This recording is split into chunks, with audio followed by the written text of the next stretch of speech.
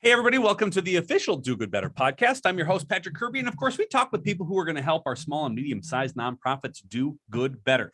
And sometimes, nay, most of the time, those individuals who are going to help our small and medium-sized nonprofits are actually the CEOs and the executive directors of small and medium-sized nonprofits. Exactly what we have today, which I'm very excited to have on. I've known our guest for quite some time. I'm very excited for his perspective today. I would like everybody to give a giant warm Do Good Better welcome to Tom Newberger. He's the CEO of the Red River Human Services Foundation. Tom, how on earth are you today?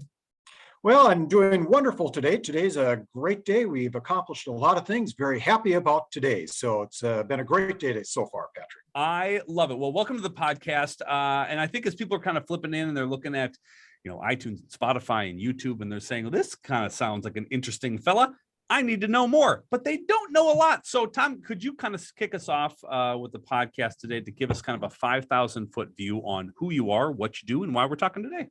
Absolutely. Yes. Again, my name, as Patrick said, is Tom Newberger, and I've been with Red River Human Services Foundation since 1986. So coming up on 36 years here in a few days. So I've been here a long time, and I've seen many positive changes to our organization throughout the years.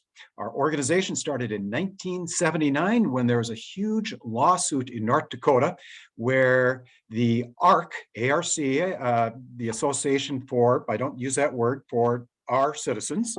Anyway, there was a lawsuit and they sued the state because people were treated terribly in the state institutions. They could not get food, they could not get help or support. Because of the lawsuit, many providers opened up across the state, and we are open doing other things, counseling at that time and those type of things. But we started programs in Wahpeton, North Dakota. We started with 3 group homes, and the state needed more help and support. And we built more homes, and we grew and grew. And so because of that, people that with disabilities are leading a much better life. But throughout the years, we have grown and grown. We've expanded. We've merged with an organization here in town, in Fargo and West Fargo. And since that time, we've even built more homes, and we're supporting more people in their family homes, in their own apartments. And we're just doing a great job, and people are very happy with disabilities. I love it. How many individuals do you serve currently? And then how many employees do you have that work at the Human Services Foundation? Okay, we have approximately 145 people we support directly every single day. We do it both residentially and during the day. They need a home. We have homes where they live. We have what's called intermediate care facilities. We have 4 of those, the most challenging homes for people with the biggest needs, medical or behavioral issues. So we have those type of homes. So we have about 145 people, but then we have the activity center, and there's about 420 members there, but they don't come every single day, but they need something to do, and we give them a better life. We take them camping. We take them to Minnesota Twins game. We get tickets for them, free tickets for them. We do a lot of things to support them. So the total number, if you add the 420 people and roughly 145, we support, I'm going to round down slightly, about 550 people in total. In terms of the number of staff, we have about just short of 300 staff right now. That's crazy, fantastic. What I love about this, and I love about the human service industry in general in this neck of the woods is the real dedication to making sure after the deinstitutionalization, getting residential facilities near where people's families are, where you don't take them from some other place and put them elsewhere. Where if you and I were told, like, Tom, hey, I'm going to put you across the state where I think you're going to be fine, where everything that you've ever known about a support structure just then vanishes. Sure. Instead, your whole concept is making sure that those that have cared for you since birth or been cared for you for a very long time still are around. And I think that's really one of the most wonderful things that you do as far as the residential program that you have. Thank you. Thank you, Patrick. Pretty fantastic. All right. Leading a nonprofit for 36 years, by the way, congratulations, my friend. Thank you. That's a heavy lift. That's hard work. It might be rewarding work, but it's hard work. And at times there's probably some frustrating things. They're like, why do we just keep doing this? Is there a story, or is there a sort of a memory that you have in your leadership time that you look back on when the going gets rough or a little tougher than normal, that you think back to and go, this is why we do what we do? Absolutely. I have many, many stories. We could talk a long, long time, Patrick, but I'll just give you one very specific story that I think people greatly understand and understand why we as a nonprofit do what we do. We have a staff trainer, and she worked in one of the state institutions for many, many years. And the state institution was up in Grafton, North Dakota. And I have been up there. I have seen the homes where people lived. It was just horrible. It was just horrible. And she worked alone. And what she would do is she would walk up some wood steps to get into the home where she worked. She'd walk into the home and she'd look on her left side, and there was a row going down the building. On her left side were 25 beds, single beds. On the right side, there were 25 more single beds. There were 50 people that she supported alone. At the end of the hallway was a shower. And her goal was just to get people fed. If she could get people fed, that was amazing. But there were no support for people. There were no staff interactions, nothing. People would beat up each other. They would have all types of issues and problems. And because of the lawsuit, which broke that down to give people a better life, and that's what our organization does, as do providers across the state.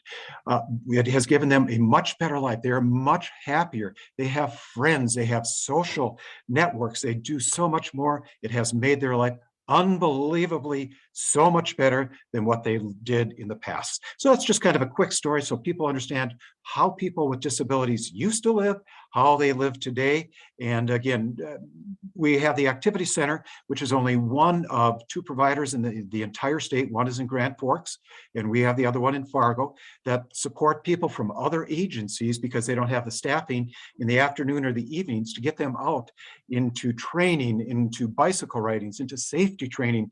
As I mentioned, going to the Twins game, that just gives them such a better life. We take them swimming. We do all types of things because, again, we are here to give people with intellectual disabilities a better life. It's amazing to me, and if you ever get a chance, any dear listener, Google sort of the ARC lawsuit, and to see such a dramatic shift from how individuals with developmental disability and delay were treated until now. It is, I mean, it is. I don't even think we're doing it justice on how dramatic of that shift was, and so it's just such amazing. Of some of these stories that kind of come out.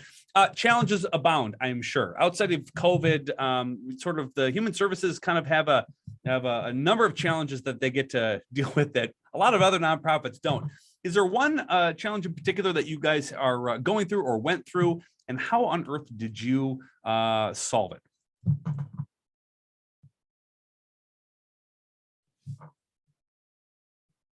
Okay. All right. Yes, in terms of our challenges, like other businesses have faced, our biggest challenge ever has been in the year 2021 was the COVID-19 situation. Because of COVID, like other employers across the state in any industry, we really were having problems finding new staff because we were expanding, adding new homes, and finding new staff was a challenge. But the good news is we overall got it corrected, and a lot of providers asked us how we did it. And we were able to increase our employment and get new employees back by increasing our starting wage by a couple dollars per hour. And we had sign-on bonuses and those type of things. And we are able to do that because we have a new building that we built in Fargo. We co-located. We're not paying so many leases across the state, and we're not paying for staff travel time and drive time back and forth. So because of that, we were able to use those dollars very effectively to increase our starting wage. And a lot of providers across the state were not able to do that, and they're amazed at what we're able to do in terms of paying staff. So that was our biggest challenge, and we had to get it fixed. And so we're very lucky that we moved into our new building and we're able to shift those savings dollars to help support staff. Because again, the main thing that we're here for is to provide great supports for people with intellectual disabilities, again, both residentially and during the day. You know what I love about that? That's very for-profit of you, Tom. It's very, I love that it's a mindset, right? As a CEO of a nonprofit organization, that something as cattywampus as COVID can come and affect it, all of a sudden that you've got to think on your feet and think a bit differently and think outside of the box on ways that you can make things work. I love that you did that, which leads me to my next question, Tom. You've been doing this a very long time, and I know that people in the industry, in the nonprofit world, are always looking for sage pieces of wisdom and advice from those who've been doing it longer than them. So, Tom, do you have a lovely piece of advice or a tip or a trick that you can give our nonprofit friends that are listening today? Absolutely, I do, Patrick. And the reason I do is, I didn't mention this during my little bio, is I am a CPA. I'm a financial person. When I first started at this organization back in 1986, we could not even pay our bills. I remember, I have many stories, but I'll just say at the time, I would sit at the table and would talk with staff, which bills are we going to pay? Which ones are we going to have to delay? And so being a financial person, what I was able to do is to lower our admin percentage. Our admin percentage wasn't super high, but it was high. We were spending too much money and we didn't need all these positions. And so we eliminated some positions and we focused on the programs is what we did. And that would be a high recommendation I'd have to any nonprofit, is to make sure that your admin percent is reasonable. Ours is less than 10%. It's around 8%. Other nonprofits, when I go and look, I can look online and find things. It can be 30%, 40%, 50%. But we don't need all those admin positions. It's not about the admin staff. It's about the programs and people we support. And when we do that, it keeps the people in our programs happy, the 425 at the activity center and the 145 in our residential and day programs, keeps them extremely happy, and their families are happy. And another quick story, Patrick, is we had one of our board members.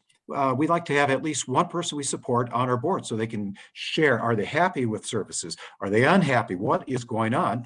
And unfortunately, the person with a disability who was on our board moved out of state with his mother, because his mother moved out of state into, I'm not going to say the state, but moved away. And they were down there for about 6 months. I started hearing complaints from the person who was on our board and a person with a disability. And the mother started contacting us. They were so unhappy with the provider in the other state, and they looked into other providers. They were unhappy with them. And so what they just did is they just moved back to North Dakota. They came directly back to our services because, again, our focus is on people with disabilities. That is our mission. That is why we're here. It's not about making money, which, we never were able to do in our programs because of the state retrospective system, meaning basically if the state gave us $100, if we spent 99, we had to return $1. But again, we have a low admin rate, and I would highly recommend that if you can look at your admin rate and keep that in the low percentage, that would help your organization greatly as it has helped ours. I like the win story. You have people leave the state and come back because they remember you being the best servant at all. And that's a wonderful realm. I know people are going to want to try to get a hold of you. They're going to want to try to figure out how they can emulate all the awesome things that you've been doing yourself for 36 years. But how do they find you? How do they donate? How do they volunteer? How on earth do people get a hold of you, Tom? Absolutely. Great question. I'm going to start from the end of your question and move to the first part of it.